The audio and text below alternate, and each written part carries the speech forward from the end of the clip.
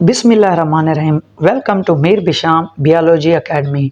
Dear students, क्या आप जानते हैं कि हमारे जो किडनी होते हैं ये रोज़ाना तकरीबन 180 लीटर खून फ़िल्टर करते हैं, लेकिन फिर भी ये जो यूरिन पेशाब बनाते हैं वो तकरीबन 1 से 2 लीटर होता है। आखिर बाकी जो इतना पानी होता है वो कहाँ जाता है? यही दिलचस्प राज जानने के लिए हम आज नया लेक्चर स्टडी करेंगे जिसका नाम है फंक्शनिंग ऑफ किडनी। अगर आप एफएससी के स्टूडेंट हैं या एमडी कैट की तैयारी कर रहे हैं तो ये लेक्चर आखिर तक ज़रूर देखना, क्योंकि अगर एक भी कंसेप्ट इसमें से मिस हुआ तो आपको ये लेक्चर बिल्कुल भी समझ नहीं आएगा। चलें हम आज अपने मेन टॉपिक की तरफ चलते हैं और हमारा आज का मेन टॉपिक है फंक्शनिंग ऑफ किडनी। हमारी किडनी किस तरह ये काम करती है। हमें कहते हैं हमारी जो किडनी होती है इट फिल्टर वेस्ट, ये फालतू मादे जो होती है उनको फिल्टर करती है, यानी हमारे लिए सफाई सुथराई का काम करती है। And extra water from the blood, और हमारे ब्लड के अंदर जितनी भी इजाफी पानी होता है उसे भी ये बाहर खारिज करती है। हमें कहता है जो यूरिन फॉर्मेशन का प्रोसेस होता है वो टोटल 3 स्टेप्स पर मुश्तमिल होता है। ये हमारे पास बहुत ही अहम शॉर्ट क्वेश्चन और एमडी कैट के भी लिहाज से बहुत अहम टॉपिक याद रखिएगा बच्चों के यूरिन फॉर्मेशन जो होता है वो 3 स्टेप्स में होता है। ये 3 स्टेप्स कौन से होते हैं? पहले नंबर पर हमारे पास होता है ग्लोमेरुलर फिल्ट्रेशन, दूसरे पर होता है सिलेक्टिव रीअब्जॉर्प्शन और तीसरे नंबर पर हमारे पास होता है ट्यूबुलर सेक्रेशन। चलें पहले नंबर पर हम जो है आज वो देखते हैं ग्लोमेरुलर फिल्ट्रेशन किसे कहते हैं। हमें कहता है हमारे पास जो ग्लोमेरुलर फिल्ट्रेशन होता है it is the first step, ये पहला स्टेप होता है यूरिन फॉर्मेशन का किडनी के अंदर। कहता है इसे हम दूसरा जो नाम दे सकते हैं वो अल्ट्रा फिल्ट्रेशन का भी नाम दे सकते हैं। कहता है it is a physical process, ये एक फिजिकल प्रोसेस है। आगे बहुत अहम शॉर्ट क्वेश्चन जो बार बार पूछा जाता है, where there is a high pressure in the glomerulus, यानी कि ग्लोमेरुलस में ज़्यादा प्रेशर होता क्यों है। ये शॉर्ट क्वेश्चन एग्जाम्स में पूछा जाता है और एमडी कैट के लिहाज से भी बहुत अहम है, इसे गौर से देखें। एक ही चीज़ है, यहाँ पर जवाब बच्चों ने स्किप बिल्कुल नहीं करनी। कहता है ग्लोमेरुलस में हाई प्रेशर, ज़्यादा प्रेशर इसलिए होता है क्योंकि जो इफेरेंट आर्ट्रियोल होती हैं, याद रखिएगा बच्चों यहाँ पर बात हो रही है इफेरेंट आर्ट्रियोल की। कहता है जो इफेरेंट आर्ट्रियोल होती हैं वो नैरोअर होती हैं। नैरोअर का मतलब बहुत ज़्यादा तंग होती हैं, किसकी निस्बत? एफेरेंट आर्ट्रियोल की निस्बत। जो इफेरेंट आर्ट्रियोल होती हैं ये बहुत ज़्यादा तंग होती हैं, नैरो होती हैं। इससे होता क्या है? कहता है इससे ये होता है कि ये जो प्रेस, ये फोर्स जो होती है पानी को, यूरिया को, ग्लूकोज को, अमाइनो एसिड को, विटामिन्स को और साल्ट को बोमैन कैप्सूल में धकेल देती है। यानी कि यहाँ पर प्रेशर जो होगा, प्रेशर जो ग्लोमेरुलस में होगा वो किसकी तरफ धकेल देगा? इन सब चीज़ों को, इन सब मटेरियल को जिसमें यूरिया भी है, ग्लूकोज भी है, अमाइनो एसिड भी है, विटामिन्स भी हैं, साल्ट भी है और बोमैन कैप्सूल है, ये सब चीज़ों को धकेल देगा बोमैन कैप्सूल में। चले हम इसी को जो है अब डायग्राम के जरिए थोड़ा सा देख लेते हैं कि यहाँ पर इफेरेंट आर्ट्रियोल कौन सी है और एफेरेंट आर्ट्रियोल कौन सी है। अगर हम यहाँ पर थोड़ा सा देखें, ये हमारे पास जो ये ग्लोमेरुलस है, ये स्ट्रक्चर जो आप देख रहे हैं रेड कलर में जो है, कहते हैं यहाँ से जो एक आप देख रहे हैं आर्टरी जा रही है, इस आर्टरी को हम नाम देते हैं इफेरेंट आर्ट्रियोल। कहते हैं ये जो इफेरेंट आर्ट्रियोल होती है ये नैरो होती हैं, बारीक होती हैं। किसकी निस्बत बारीक होती हैं? आप यहाँ पर देखें एक जो आर्ट्रियोल आ रही है, कहता है एफेरेंट आर्ट्रियोल की निस्बत ये बारीक होती हैं। इसलिए जो होता है ग्लोमेरुलस में जो प्रेशर होता है वो ज़्यादा होता है। यहाँ पर जितनी भी मवाद होता है, चाहे वो वेस्ट मटेरियल हो, चाहे वो न्यूट्रिएंट्स हों, वो सब को ग्लोमेरुलस से ये प्रेशर जो है कहाँ पर धकेल देगा? यहाँ पर एक कप शेप स्ट्रक्चर जो आप देख रहे हैं ये इसे बोमैन कैप्सूल में यहाँ तक धकेल देगा। आगे में यहाँ पर अब क्या कहता है? आगे में यहाँ पर कहता है कि जो ग्लोमेरुलर फिल्ट्रेट होता है, ये चीज़ थोड़ी सी आप बच्चों ने बड़े गौर से देखनी है। कहता है ग्लोमेरुलर फिल्ट्रेट कौन सा होता है? कहता है हमारी किडनी का 1/5 पार्ट जो होता है, कहता है जो 20% होता है ब्लड फिल्टर करता है बोमैन कैप्सूल में। ग्लोमेरुलर फिल्ट्रेट ऐसा होता है, कहता है किडनी के अंदर जितना भी ब्लड होता है वो उसका कितनी % जो है फिल्टर करता है? कहता है वो उसका 1/5 तकरीबन 20%। बहुत MCQs बोर्ड एग्जाम में पूछा जाता है और एमडी कैट के भी लिहाज से, इसलिए इसे गौर से देखेंगे। कहता है वो तकरीबन 1/5, एक जो है 5वां हिस्सा जो है वो फिल्टर करता है। किस चीज़ में फिल्टर करता है? ये बोमैन कैप्सूल में फिल्टर करता है। आगे में कहता है इस मवाद में जो है लार्जर स्ट्रक्चर्स, बड़ी बड़ी स्ट्रक्चर्स भी होती हैं जो कैन नॉट पास, जो इससे फिल्टर नहीं हो सकती। ये बड़ी स्ट्रक्चर कौन सी होती हैं? इन बड़ी स्ट्रक्चर में जो है प्लाज्मा प्रोटीन है, और प्लाज्मा प्रोटीन में कौन से दो प्रोटीन होते हैं, एक एल्बुमिन प्रोटीन होता है, याद रखिएगा, और दूसरा जो होता है वो ग्लोबुलिन प्रोटीन होता है। आगे मैं कहता ब्लड सेल जो होते हैं वो भी जो है ये फिल्टर वहां पर नहीं हो सकता है। आगे हम देखते हैं, आगे मैं यहाँ पर क्या कहता है, फिर हमें यहाँ पर थोड़ा सा आगे बताता है, कहता है जो दूसरा स्टेप होता है वो हमारे पास होता है सिलेक्टिव रीअब्जॉर्प्शन का स्टेप होता है। कहता है यहाँ पर सिलेक्टिव रीअब्जॉर्प्शन में जो ग्लोमेरुलर फिल्ट्रेट होता है वो दो चीजों पर मुश्तमिल होता है, जैसे मैंने पहले भी बताया, वेस्ट भी होते हैं फालतू मादे, और जो है वहां पर न्यूट्रिएंट्स भी मौजूद होते हैं। अब होता क्या है, कहता है हमारी जो किडनी होती है कांट लूज न्यूट्रिएंट्स, जाहिर बात है ये जो फायदेमंद ग़िज़ाई चीजें होंगी इसे भी ज़ाय करना, न्यूट्रिएंट को ज़ाय करना ये अफोर्ड नहीं कर सकती। अब ये करती क्या है, कहता है useful material transport to the renal tubule, ये जो फायदेमंद चीजें होंगी, ग़िज़ाई चीजें होंगी, ये इन्हें रीनल ट्यूब में भेज देगी, और फिर रीनल ट्यूब से ये कहाँ चली जाएंगी, ये चली जाएंगी पेरीट्यूबुलर कैपिलरीज में। पेरीट्यूबुलर कैपिलरीज में लेकिन किस प्रोसेस के जरिए जाएंगी, बहुत MCQs एग्जाम्स के लिहाज से बहुत अहम है, ये ऑस्मोसिस के जरिए रीनल ट्यूब से ये ऑस्मोसिस में चली जाएंगी।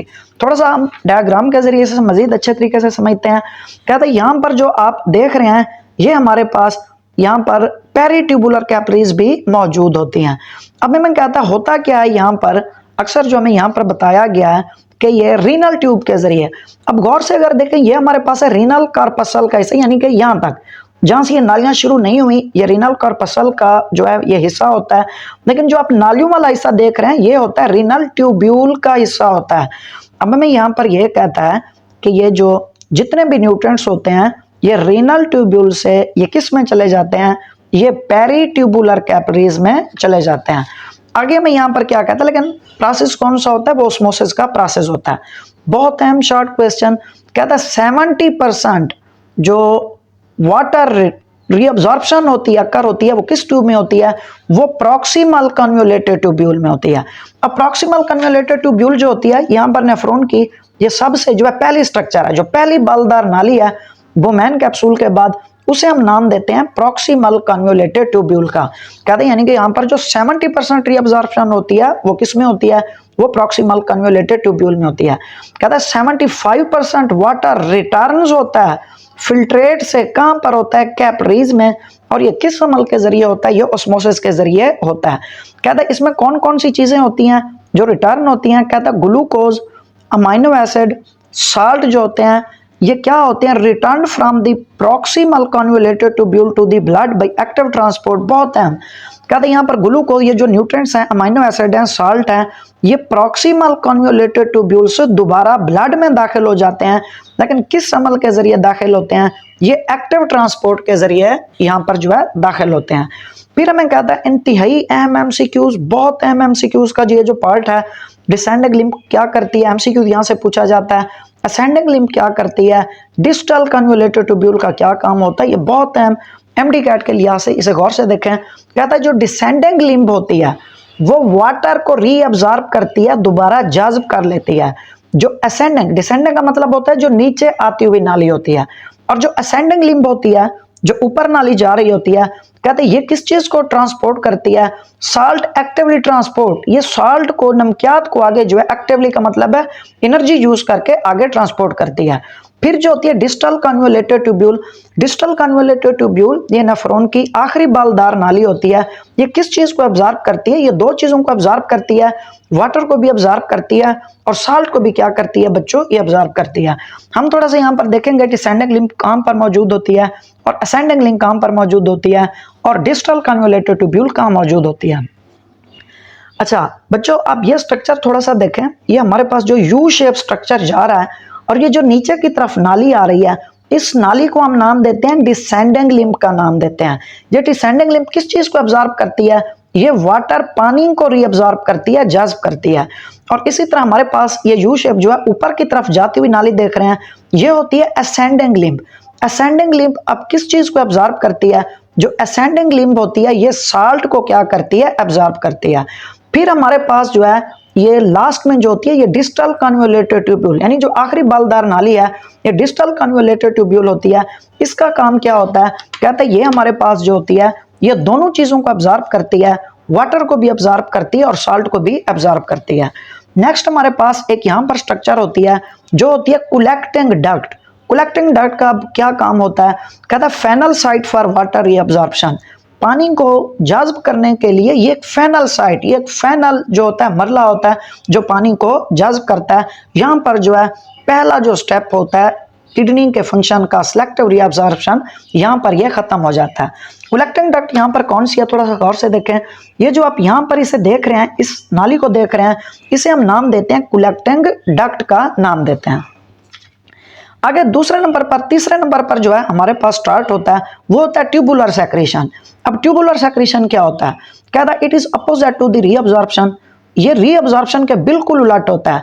कहता है जो एपिथेलियल सेल होते हैं डिस्टल कन्वोल्यूटेड ट्यूब्यूल के, यानी कि डिस्टल कन्वोल्यूटेड ट्यूब्यूल के जो एपिथेलियल सेल होते हैं ये करते क्या है, कहता है take material from the blood, ये ब्लड से जो है मटेरियल अपने पास ले लेते हैं and secrete them into the filtrate, और इसे फिल्ट्रेट ग्लोमेरुलस फिल्ट्रेट में क्या कर देते हैं, खारिज कर देते हैं। एमएमसीक्यूज ये पूछ सकते हैं ये किस चीज को सेक्रेट करते हैं, हाइड्रोजन आयंस को सेक्रेट करते हैं, सोडियम आयंस को सेक्रेट करते हैं, पोटाशियम आयंस को भी सेक्रेट करते हैं। कहता है हाइड्रोजन आयन के जरिए जो किडनी होती है ये किस चीज को मेंटेन करती है, एसिड बेस को मेंटेन करती है। एसिड बेस का मतलब होता है जो किडनी होती है इन आयंस के जरिए, हाइड्रोजन आयन के जरिए ब्लड की पीएच को मेंटेन रखती है, यानी कि ना उसे ज्यादा होने देती है और ना ही इसे कम होने देती है। आगे जो हमारे पास है एलिमिनेशन ऑफ यूरिन। यूरिन किस तरह खारिज होता है, पेशाब कैसे खारिज होता है, ये बिल्कुल हम पॉइंट्स की सूरत में समझेंगे इसी कंसेप्ट के जरिए। कहता है जो कलेक्टिंग डक्ट होती है ये यूरिन को ले जाती है रीनल पेल्विस में ले जाती है। रीनल पेल्विस कौन सी स्ट्रक्चर होती है, ऐसी स्ट्रक्चर होती है जहां से यूरेटर निकलता है। अब रीनल पेल्विस जो होता है ये यूरिन को कहां ले जाता है, ये ले जाता है यूरेटर में ले जाता है।